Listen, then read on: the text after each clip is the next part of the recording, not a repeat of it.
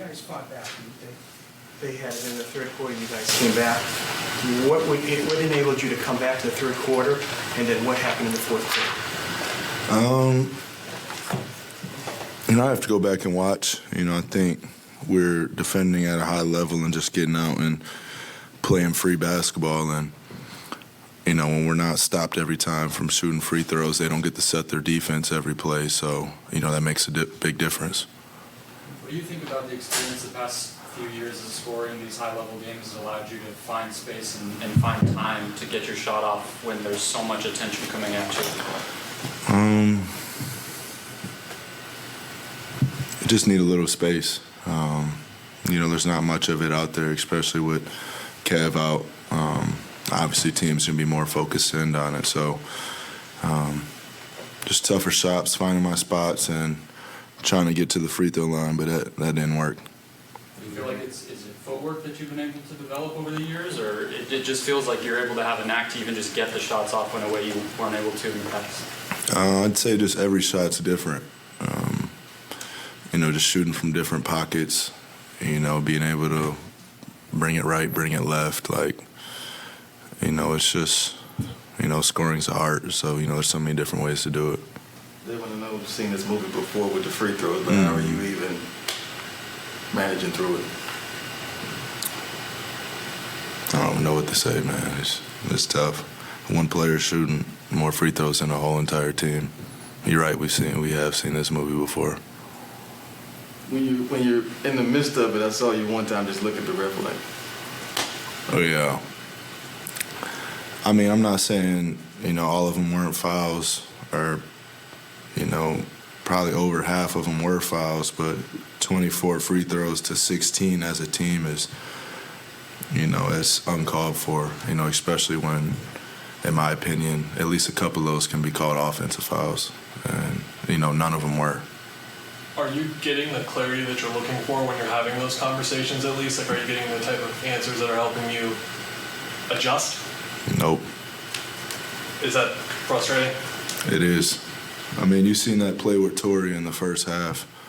He's first one there. He has his spot, and he just goes directly right through him, and you call a blocking foul. So the next play down, that's going to make you hesitant of, I don't know if you want to just olay and get out the way and go let him dunk the ball, but there's going to be some type of contact, and if he's going to initiate it every time, it can't be free throws every time.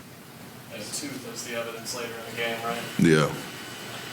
Devin, you obviously yourself, you have those words for Jay. It was back and forth all night. What was it like competing against him? It's always fun. It's a high-level competitor. You know what it is. We have experience together.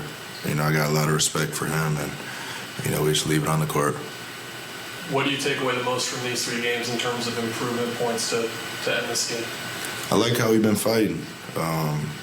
Every game has been its own story, and, I think we have to get out to better starts. We've been fighting an uphill battle every game, and, I think that's going to be a point of emphasis for us is, to get out and, start the games better so we're not on an uphill battle the whole game. Thank you. Thanks. Thank you both.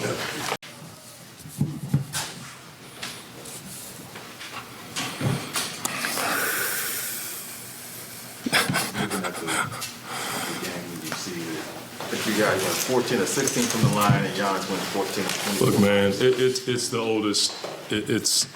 I just did it the other day, right? I can sit here and go through what all of you guys already know. You know what I'm saying? You just got to put my name on the quote. You saw it. It's not fair. Book has 3 free throws, I think, if I'm reading this right. I think. Yeah, he's got 3 free throws. And Jrue Holiday is one of the most physical defenders in the game. He has 3. Giannis has 24 free throws. It's ridiculous. There's no other way to put it. It's just our guys are fighting. DA can't play. When a guy just runs into you the whole game, it's like we've dealt with this so many times with this team. And credit to him, he saw the way the game was being called. He kept doing it. But that's hard to swallow when one guy and this has happened a number of times when we played them. And so for me, it's hard to tell our guys to keep their level of poise because that's frustrating. You know what I'm saying? And they beat us, make no mistake about it. But that's a hard one to swallow, and it's happened too many times. Beyond the free throws, what do you feel like defensively you guys, when it We wasn't had a balanced? couple of situations out of a timeout where we gave up corner threes. Those were like back-breaking plays. And then I think there was a corner three, and then we had a delay of game after a missed layup, and that compounded it. You know what I'm saying? Other than that, man, our guys fought. You know, we didn't have our shots falling for us early. I know we shot a low percentage in the first quarter, but we stayed with it. And then in the third, we came out and Book got going, and we started playing more downhill. And it was our style of basketball. Campaign gave us a great lift. Jock gave us a great lift. And it's good for us. You know, without Kevin, that's a championship quality team. They've won a title. They play a certain style, and they played it the whole game. I thought we got a little tired down the stretch. I played Book way too many minutes, but we needed his offense the whole game. Coach Corey, did he lose a tooth and then he was limping near the end? Well, he's played the game with a sore foot. His heel was sore, and then when I put him back in the second half, he was just too stiff, and that's how he got the foul on Lopez. I'm not quite sure if he lost a tooth or not. I didn't get an official update on that, but again, I mean, he gets cracked right in the mouth. You know, I talk to the officials all the time. I'm like, how do I tell my guys to guard that? You know what I mean? We have a right to defend. And it's hard when guys, if you get to a spot and a guy runs into you, I don't know what else to tell our guys. With the foul trouble with DA, did it feel like that kind of took him out of the rhythm? A little bit, because his float game was going tonight. Then, you know, I had to sit him. And, you know, I trust our guys when they have three to not pick up four, when they have four, you know, and there's been times where it's worked. There's been a couple of times where it hasn't. That's totally on me for leaving them in and picking up that fifth one. But sitting that long probably hurt his rhythm a little bit because he had a nice pocket game going. He was making his floater tonight. Monty, you mentioned Book. How difficult is it to balance his workload when you need his scoring out there? Well, it is a challenge when we don't have shot making. Tonight we were just cold from, you know, other guys. We didn't have other guys making shots consistently. And the ball didn't pop in the first half. I thought it popped a lot better in the second half, especially in the third, but it does put a lot on his shoulders. But I thought Campaign came in and took some of that load off of him. He played downhill. He knocked down a few big shots from range, and so that helped a little bit. Especially with how deep Lopez gets in that drop, how are you trying to balance the spacing tonight? It's his drop on defense. Yeah, it's tougher because they're giving you the shot DA got. That's what they want.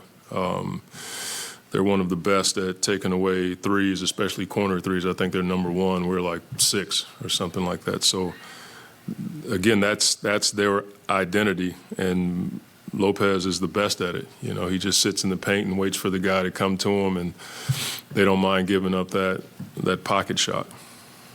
Coach, that's 2 games in a row you guys have been almost doubled up on threes as well, you know, not just the free throw part. After putting up 44 against the Kings, what can you attribute to that on not getting those 3-point? Well, it's their scheme. I mean, if you look at Milwaukee over the course of the season, like that's what they typically do. They give you the pocket and they just go steal out. So you have to get your threes in transition for the most part, or off the dribble off that first screen. And that's typically how Golden State does it. We don't do it with Chris that much. Now, Book can do it. Cam can do it. He can come off of a pick and roll and knock down a shot. But for the most part, that it's a product of how they play. You know, they're going to give you the pocket.